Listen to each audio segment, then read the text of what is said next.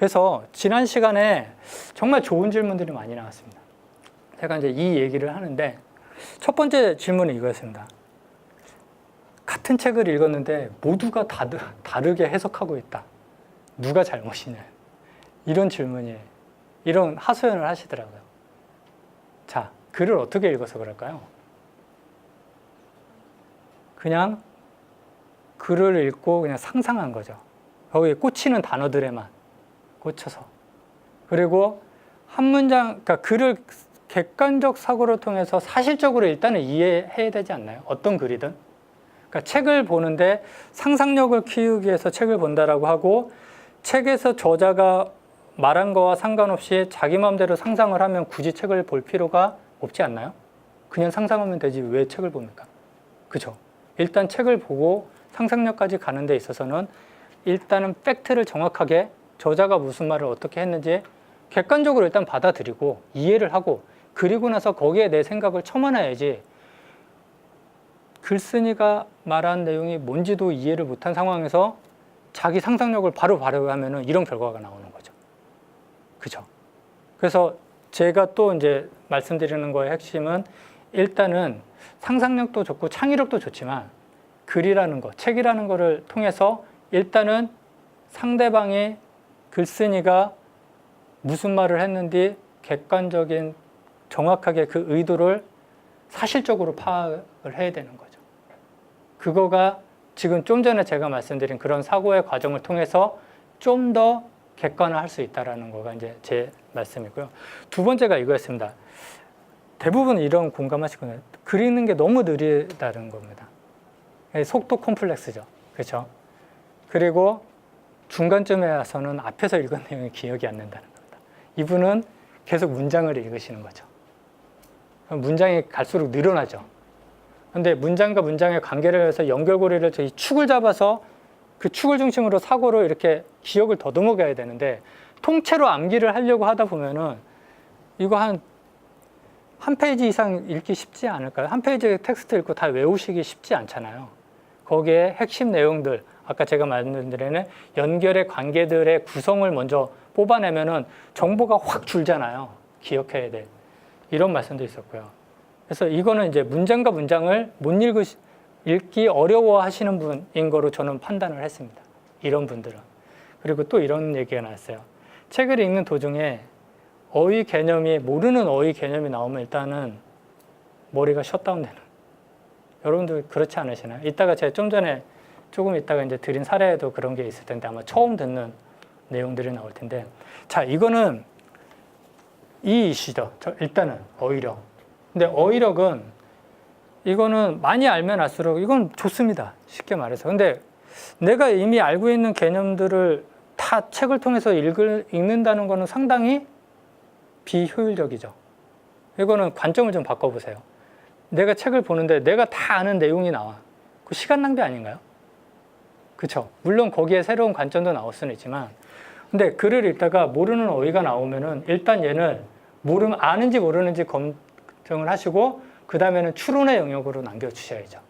내가 찾아내야죠. 이 의미를 이해를 해서 뭔가 좀 남는 게 있어야 하잖아요. 내가 몰랐던 거를 알 수 있게. 그래서 어휘력에 관한 부분 안에서 글을 읽다가 멈췄다면, 만약에 저는 그냥 A라고 표시를 하고 걔는 제가 더 책의 내용에서 찾아뵐 애로 남겨두는 거죠.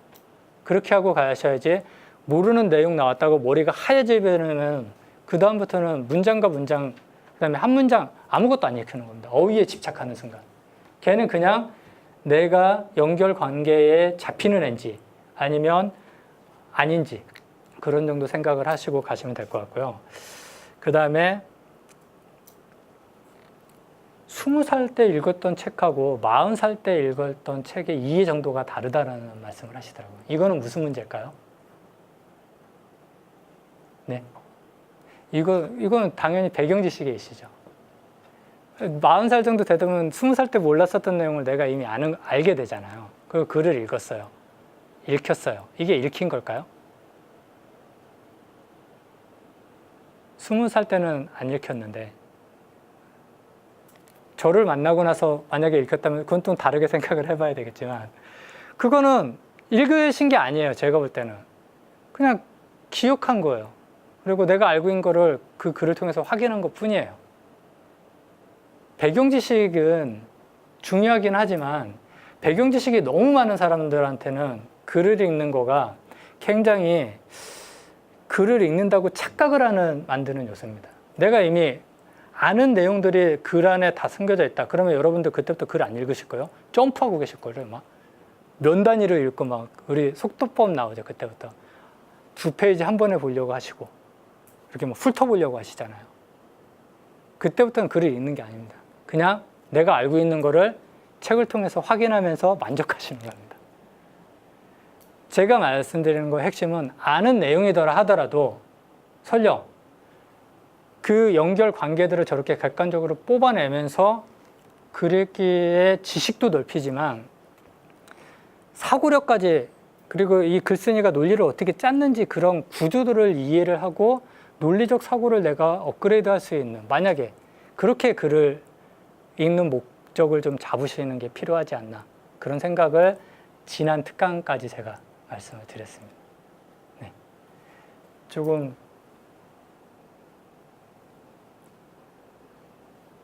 쉽지 않은 내용이었는데 어떻게 좀 이해가 좀 되시나요? 제가 지난 시간에 어떤 내용을 설명을 드렸는지. 네. 그래서 사실 글을 읽고 쓰는 거는 쉬운 거가 아닙니다. 저는 그거 쉽다고 하고 내 방법을 통해서, 그리고 뭐 갑자기 이렇게 개가천선하는 것도 아닙니다. 제 목표는 여러분들의 글을 쓰고 있는 능력의 10% 업그레이드 하는 겁니다. 200%, 300%가 아닙니다. 무슨 말씀인지 아시겠죠? 자, 여기까지 지금 들으시고 혹시 그래도 궁금하신 거나 이런 거 있으시면 말씀을 해주시면 제가 아는 범위 안에서 좀 더 자세히 설명을 드리도록 하겠습니다. 네네. 잠깐 마이크 좀 드릴까요? 네네. 네. 제가 가끔 소설을 이렇게 보는데 네. 우리 한국 소설 보면 이해도 잘 되고 아까 같이 앞에 뭐 했나 이거 대충 알아지는데 네. 특히 내가 불란서 소설을 읽게 되면은 네네. 어떤 그걸 모르겠어요. 그래서 내가 이걸 문장을 잘 이해 못하는가 하고 여러 가지 고민을 하는데 네네. 그게 다른 점이 뭐 좀 있겠습니까? 아니면 제가 뭐 완전히 잘 몰라서 그런지. 제가 볼 때는 그러니까 이제 두 가지인데, 제가 이제 많은 분들이 저런 이슈 고민들을 말씀을 하십니다. 제가 이 강연을 하는 가장 큰 이유는 이겁니다. 일단 좋은 글의 특징, 그러니까 글에 있어서 내가 평가할 수 있는 지표를 혹시 가지고 계신가요? 선생님께서. 그거가 가지고 계신 상황에서도 글이 안 읽힌다라고 하면은 저는 물론 그 안에 풍부한 감성적인 그 내용적인 거가 들어있기는 하더라도 그 사람의 지식이 그 사람이 글로 표현하는 데 있어서는 잘 못한 거다라고 저는 생각을 하고 있거든요. 그래서 제가 말씀드리는 아까 핵심은 좀 전에 말씀드린 연결의 그 5가지 시점 있죠. 그 과정을 통해서 사고를 적용을 해보고도 안 읽힌다. 그러면 저는 일단은 글을 내 잘못이라기보다는 이 사람이 글을 잘 못 쓴 거 아닌가? 이렇게 생각을 하셔도 될 것 같고, 그리고 그 부분 안에서는 아까 만약에 이제 특히 또 불란서 쪽은 이게 심오하잖아요. 이게 상당히 그 주관적인, 그러니까 해석이 다양한 관점으로 나오기 때문에 그런 부분들도 잡힐 거고요. 그런데 어쨌든 저도 이제 소설도 이런 관점에서 적용을 해보는데 결국은 소설은 인물, 사건, 배경이 대부분 연결고리가 잡히더라고요. 근데 그거를 중심으로 그 주변에 있는 내용들이 이제 어떻게 잡히는지 그걸 판단을 해보시고 내가 못 읽는 건지 이 사람이 그래도 잘 못 쓴 건지 그거를 평가하는 선을 조금 그 기준을 가져보신 다음에 그 사고를 다시 한번 해보시면 좋을 것 같습니다. 저는. 그래서 지금 가장 문제가 뭐냐면 저도 그랬었던 것 같아요. 일단 글을 누군가가 썼다라고 하면 일단은 이거는 내가 이해할 대상이지 비판할 대상으로 생각을 안 하죠. 일단 이게 옳다라고 생각을 하죠. 내 잘못인가를 먼저 생각을 하죠. 저는 그러시지 말라는 겁니다. 내가 정확한 기준이 서 있다라고 하면은 이거 디스할 수 있지 않나요? 문제 지적할 수 있지 않나요? 제가 이따가 오늘 드린 사례를 통해서 그런 내용을 말씀을 드릴게요. 보여드릴게요, 제가. 네. 또, 네, 그러면 오늘은 어쨌든 이거는 리뷰 차원에서 말씀을 드린 거기 때문에 잠깐만 쉬었다가 오늘의 본강인 읽고 쓰기의 새로운 방법의 글의 일반적 속성을 통해서 오늘 나눠드린 좀 전에 이제 설명드린 그러한 개념을 글쓰기에 적용하는 과정을 여러분의 사고와 제 사고를 비교하는 방식으로 강연을 이어가도록 하겠습니다.